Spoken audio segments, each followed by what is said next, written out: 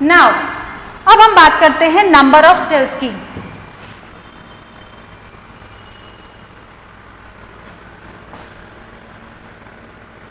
अब हम बात कर रहे हैं नंबर ऑफ सेल्स की, यानी कि कितनी सेल्स हो सकती हैं। आप बताइए आपके अंदर कितनी सेल्स होंगी। आपने कभी इमेजिन किया है कि किसी भी ऑर्गेनिज्म में, किसी प्लांट में या किसी एनिमल में कितनी सेल्स हो सकती हैं? Have you ever imagine? बताइए। 1, 2, 10, 20, 100, 1000, थाउजेंड्स, लैक्स, मिलियंस? हाँ, सोचा है कभी? नहीं। बहुत सारी सेल्स होती हैं, बहुत सारी। एक सेल से लेके बहुत सारी सेल्स तक होती हैं नंबर्स, ठीक है।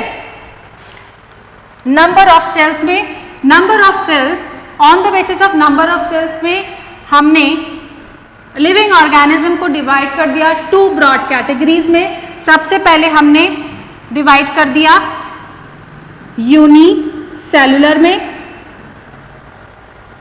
And the second one is multicellular. Multi cellular, okay. Unicellular means जो कि एक ओनली वन सेल ऑर्गेनिजम्स हों,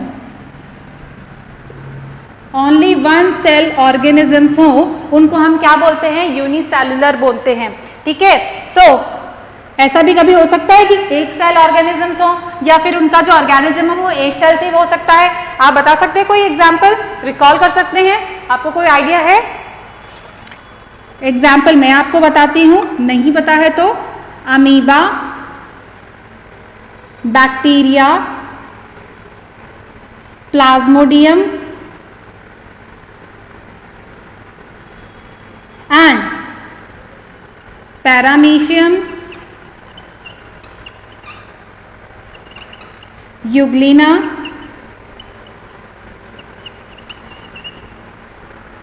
these are the one cell organism, यानी कि इनका जो बॉडी है वो सिर्फ सिंगल सेल से ही बना हुआ है। अब आप इमेजिन कर रहे होंगे कि एक सेल पूरा ऑर्गेनिज्म कैसे हो सकता है? बिल्कुल हो सकता है, क्योंकि हमने ये शुरुआत में ही कहा था, हमने स्टार्टिंग में मैंने आपको बताया था कि कुछ बेसिक रिक्वायरमेंट होती हैं सेल्स की जो उनको पूरी करनी होती है। बेसिक उनकी क्या होती है? क्राइटेरिया होते हैं। अगर वो क्राइटेरिया पूरा कर लेती है तो वो एक इंडिविजुअल के फॉर्म में भी परफॉर्म कर सकती है। जैसे वन सेल ऑर्गेनिजम्स जो हैं, ये जितने भी ऑर्गेनिजम्स हैं ये वन सेल हैं, ये यूनिसेलुलर्स हैं, ठीक है। ये सारे काम करते हैं, ये अपना न्यूट्रिशन भी लेते हैं, ये एक्सक्रीशन भी करते हैं, ये रेस्पिरेशन भी करते हैं, है ना।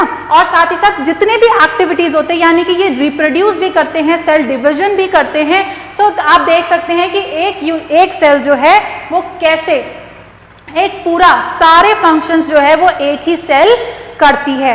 ये तो तब की बात है कि जब बहुत साल पहले, यानी कि जब ओरिजिन हुआ था, लाइफ का जब ओरिजिन हुआ था, जब लाइफ बनी थी, उस समय जो लाइफ बनी थी तो वो थी यूनिसेलुलर। पहले बनी थी यूनिसेलुलर, एक सेल ऑर्गेनिज्म बने थे। एक सेल से जैसे जैसे डेवलपमेंट होता गया, इवॉल्व होते रहे, ठीक है। टाइम से बहुत मिलियन ईयर्स लग गए हमें, करीब अराउंड 500 मिलियन ईयर्स लग गए, और उसके बाद जाकर के आज की डेट में सबसे डेवलप्ड जो है मल्टीसेलुलर ऑर्गेनिजम्स हैं। Why multicellular? क्योंकि जैसे जैसे इवॉल्व होते हैं, जैसे जैसे आप डेवलप होते हैं, आपको अपना क्या करना पड़ता है? उनका काम बढ़ जाता है। काम बढ़ने के लिए आपको क्या करना पड़ता है? आपको डिवाइड करना पड़ता है, आपको लोगों को डिवाइड करना पड़ेगा। काम बड़ा होगा तो आपको लोगों की भी ज्यादा जरूरत पड़ेगी काम करने के लिए। तो उसी तरह से यहाँ पर क्या किया गया? जैसे ही यहाँ पर डेवलप हुए, काम बढ़ा, मल्टीसेलुलर हो गए, खूब सारे सेल्स हो गए, तो खूब सारे सेल्स ने मिलकर क्या करा? खूब सारे सेल्स ने अपना अपना काम बांट लिया कि भाई कुछ ग्रुप्स जो क्या करेंगे? रेस्पिरेशन करेंगे, कुछ ग्रुप्स क्या करेंगे? न्यूट्रिशन लेंगे, कुछ ग्रुप्स उसको डाइजेस्ट करेंगे, कुछ ग्रुप्स क्या करेंगे? एक्सक्रीशन करेंगे, कुछ ग्रुप्स जो होंगे ऑफ सेल्स रेस्पिरेट करेंगे। सो यूनिसेलुलर की बात करें तो they are the very primitive, these are the protozoans, these are all are the primitive cells और दी ऑर्गेनिजम्स। तो इसलिए हम इन्हें एक सेल, इसे हम एक सेल नहीं बोल सकते, इसे हम कंप्लीट ऑर्गेनिज्म भी कहते हैं, ठीक है। अब हम बात करते हैं मल्टीसेलुलर, जितने भी अदर ऑर्गेनिज्म्स हैं, जितने भी अदर अदर लिविंग बींग्स हैं वो सारे के सारे क्या हैं, वो सारे के सारे क्या हैं, मल्टी सेलुलर हैं। ओके,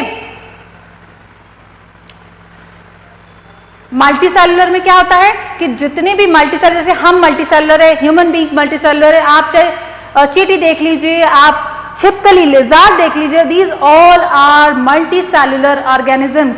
इनके पास हर काम को करने के लिए, हर फंक्शन को करने के लिए they have specific cells, group of cells, and वो अपना फंक्शन परफॉर्म करते हैं। ठीक है, तो these are the multi cellular organisms, right.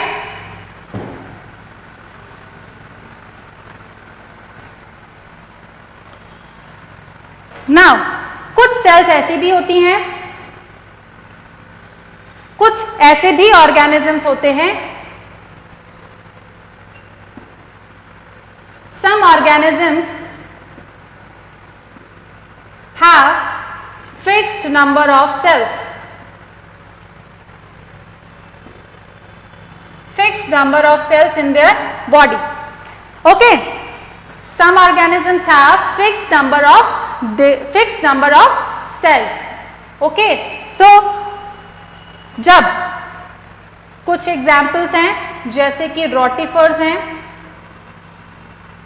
Rotifers हैं, निडेरिया है,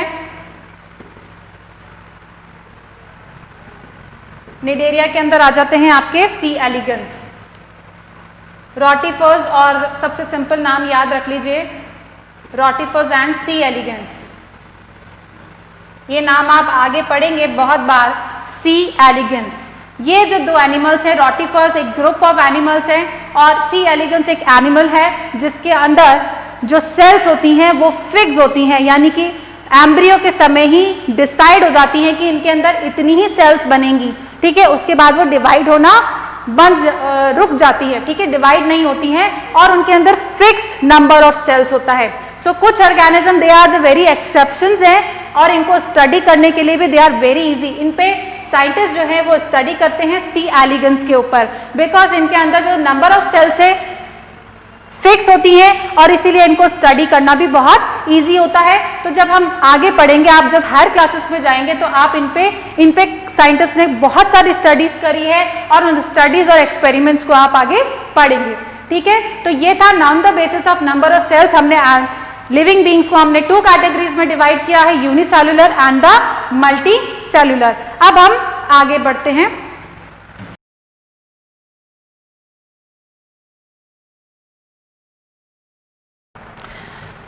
अब हम बात करते हैं सेल के टाइप की, कि सेल का टाइप क्या है, यानी कि what kind of cell it is. ठीक है, सेल का कोई टाइप भी होगा, है ना। सेल के टाइप हैं, 2 टाइप्स हैं सेल के। व्हाट काइंड ऑफ सेल, तो सेल के टाइप्स क्या हैं, on the basis of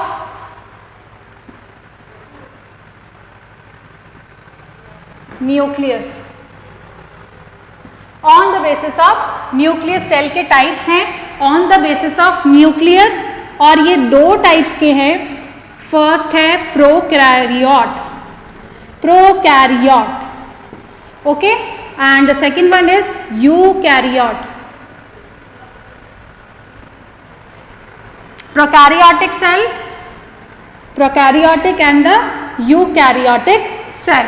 okay, cell type है ये, व्हाट काइंड ऑफ सेल, हमारे अंदर कौन से टाइप की सेल प्रेजेंट है। ठीक है, तो वो बताएगा। कैसे डिसाइड करेंगे हम, वो देखते हैं। जो सेल्स हैं और जितने भी लिविंग ऑर्गेनिजम्स हैं उसके अंदर 2 टाइप की सेल्स को ही देखने को मिलती है, या तो उनके अंदर होगी प्रोकैरियोट्स या फिर उनके अंदर होगी यूकैरियोट्स। अब हमने ये डिसाइड कैसे किया, हमने कोई तो बेस बनाया होगा, तो वो हमने बेस बनाया on the basis of nucleus. अब देखिए यहां पर the name suggest pro and karyotic. Pro means primitive, यानी कि बहुत ही पुराना जो सबसे सिंपलेस्ट टाइप का होता है, और कैरियोट का मतलब, कैरियोटिक का कैरियन का मतलब होता है, कैरियोट का मतलब होता है न्यूक्लियस। सो क्या मतलब निकालें हम इसका, कि ऐसी सेल्स जिनके अंदर न्यूक्लियस कैसा हो, प्रिमिटिव टाइप का हो। क्लियर है कि उनके अंदर सेल्स कैसे होंगे, सेल्स के अंदर जो न्यूक्लियस होगा वो अगर प्रिमिटिव टाइप का होगा तो हम उसे कहेंगे प्रोकैरियोटिक सेल कहेंगे। अगर यूकैरियोट, अब यू का क्या मतलब होता है, यू का मतलब होता है डेवलप्ड, ट्रू, डेवलप्ड कह लीजिए या फिर आप इसे कह लीजिए ट्रू। कैरियोट का मतलब आपको पता ही है न्यूक्लियस, यानी कि ऐसे सेल्स जिनके अंदर ट्रू न्यूक्लियस प्रेजेंट होता है हम उसे क्या कहेंगे, यूकैरियोटिक सेल कहेंगे। अब what is the primitive nucleus and the true nucleus, ये हम देख लेते हैं। यहां देखिए हमने कहा एक सेल है, ओके, ये जो सेल है ये पूरा प्रोटोप्लाज्म, एक मास ऑफ द प्रोटोप्लाज्म है जो कि बाउंडेड है किससे, एक सेल मेम्ब्रेन से। This is the cell membrane. अब हम बात करते हैं व्हाट इज द न्यूक्लियस। मैंने आपको बताया था कि जो बेसिक क्राइटेरिया है उसमें सबसे पहला क्राइटेरिया हमने क्या रखा था कि एक सेल के अंदर क्या होना चाहिए, जेनेटिक मटेरियल होना चाहिए। जेनेटिक मटेरियल किस फॉर्म में होगा, डीएनए।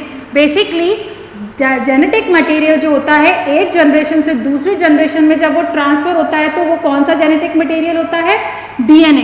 डीएनए जो है वो one generation, generation to generation, generation to generation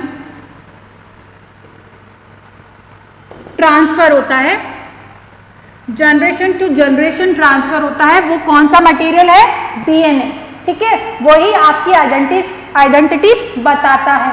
ठीक है, कि आप इनके पेरेंट्स हैं, आप इनके चिल्ड्रन हैं या ये आपके पेरेंट्स हैं।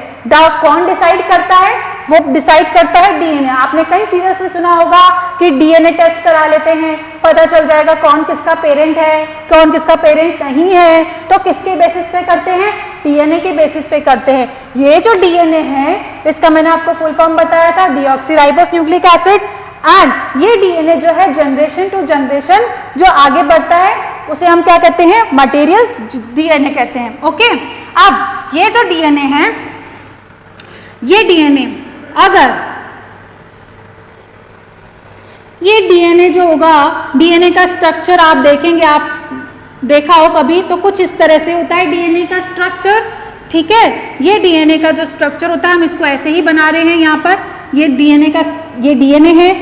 डीएनए किसी सेल में अगर नेकेड पड़ा हो, नेकेड का मतलब है कि इसके चारों तरफ कोई बाउंड्री नहीं हो, यानी कि वो अगर सेल मेम्ब्रेन से घिरी हुई नहीं हो, सराउंडेड नहीं हो, तो हम उसे कहते हैं नेकेड डीएनए। बेसिकली क्या होता है, नेकेड डीएनए होता है। फाइन, अब ये तो क्या, नेकेड डीएनए। और यही अगर डीएनए मेम्ब्रेन बाउंड हो, मेम्ब्रेन बाउंड कुछ इस तरह से होता है।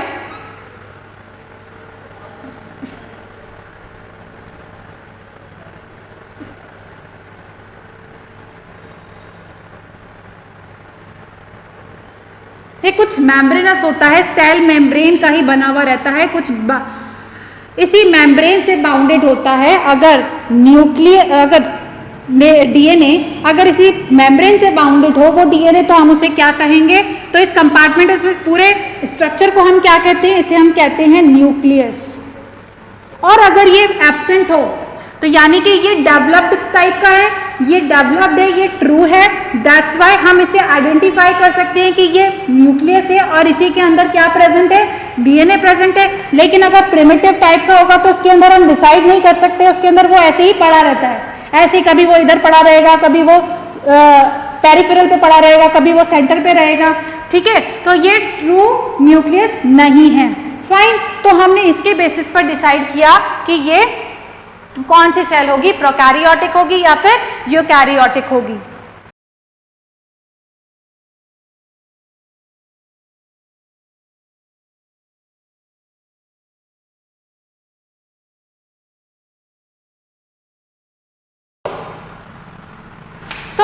अब हम कंपेयर करेंगे, हम बढ़ेंगे prokaryotic cell and the eukaryotic cell क्या होता है।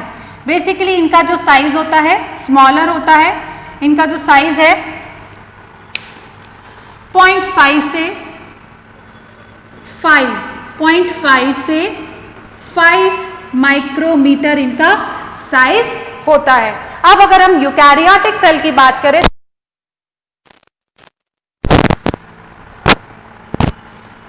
जो एवरेज साइज होता है, एवरेज साइज की बात करें, this is the average size, और यूकैरियोटिक के अंदर अगर एवरेज साइज की बात करें तो 10 से 30 माइक्रोमीटर उसका एवरेज साइज होता है। फाइन, 30 या फिर इसको 40 भी कर सकते हैं, 40 माइक्रोमीटर इसका साइज होता है। अब हम इसके अंदर बात करें प्रोटोप्लाज्म की। प्रोटोप्लाज्म मैंने आपको बताया था, प्रोटोप्लाज्म,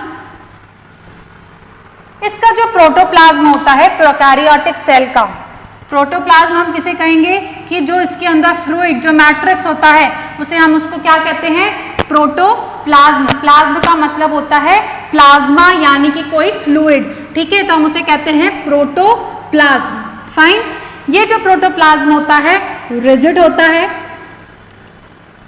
डेंस होता है and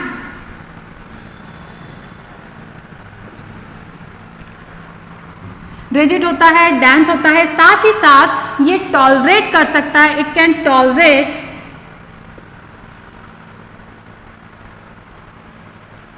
extreme conditions, environment,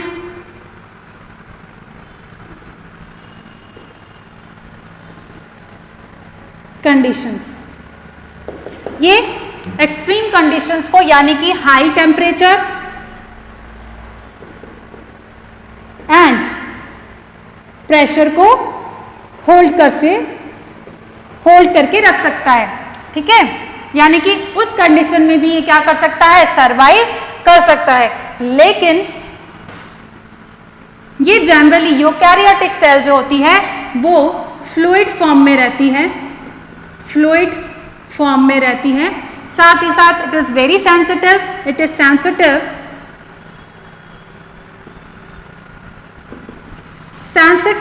to temperature and pressure, so it cannot tolerate the extreme conditions. Okay, हम बहुत ज्यादा ठंडे प्रदेश में भी नहीं रह सकते, हम बहुत ज्यादा हॉट एरिया में भी नहीं रह सकते हैं, तो वी हैव, क्योंकि sensitive to temperature and the pressure. Okay, now इसमें हम बात करते हैं न्यूक्लियस की। न्यूक्लियस कैसा होता है, प्रिमिटिव होता है, इसके अंदर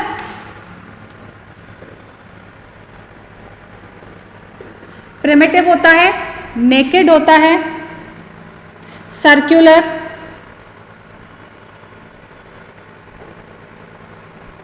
सर्कुलर फॉर्म में, ठीक है, सर्कुलर फॉर्म में होगा और वन मॉलिक्यूल।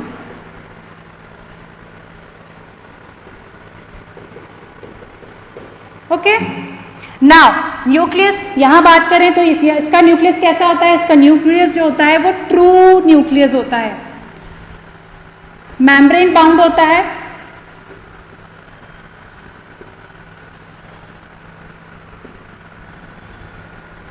मेम्ब्रेन बाउंड होता है, ठीक है, और ये लीनियर फॉर्म में होता है। किस फॉर्म में होता है, ये लीनियर फॉर्म में होता है, ठीक है।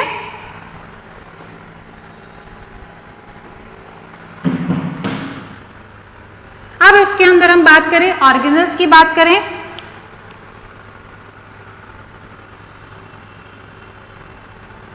इसके अंदर ऑर्गेनल्स जो होते हैं वो एब्सेंट होते हैं। इसमें organelles, membrane bound organelles are absent. और जैसे कि हम यहां देखते हैं, यहां पर कौन से ऑर्गेनल्स होते हैं, ईआर होता है, माइटोकॉन्ड्रिया होता है, ओके, लाइसोसोम होता है, ये जितने भी ऑर्गेनल्स हैं ये यूकैरियोटिक सेल में ही प्रेजेंट होते हैं, लेकिन प्रोकैरियोटिक सेल में ये प्रेजेंट नहीं होते हैं। ईआर डबल मेम्ब्रेनस होता है, माइटोकॉन्ड्रिया भी डबल मेम्ब्रेनस होता है, लाइसोसोम सिंगल मेम्ब्रेन होता है, और क्लोरोप्लास्ट जो है, जो कि प्लांट्स में होता है, क्लोरोप्लास्ट ये भी डबल मेम्ब्रेनस होता है। क्लोरोप्लास्ट ये भी यूकैरियोटिक सेल में ही प्रेजेंट होता है, ये प्रोकैरियोटिक सेल में नहीं होता। नाउ अब हम बात करते हैं कि इसके अंदर राइबोसोम्स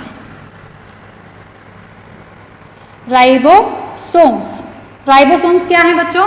राइबोसोम्स जो हैं वो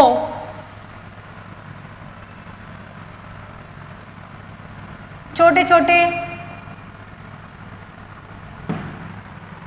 स्मॉल ऑर्गेनल्स होते हैं, और ये जो स्मॉल ऑर्गेनल्स होते हैं ये क्या करते हैं, ये इनको हम कहते हैं फैक्ट्री ऑफ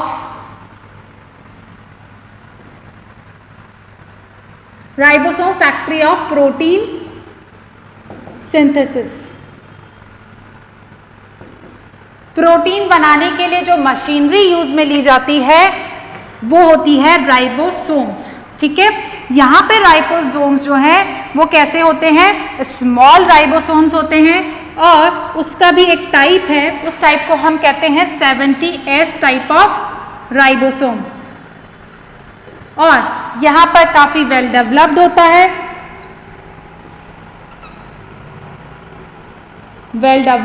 राइबोसोम, और 80S टाइप का होता है। 80S टाइप का राइबोसोम यहां पर देखने को मिलता है। इनमें जो रेस्पिरेशन होता है उसके लिए यहां पर रेस्पिरेशन के लिए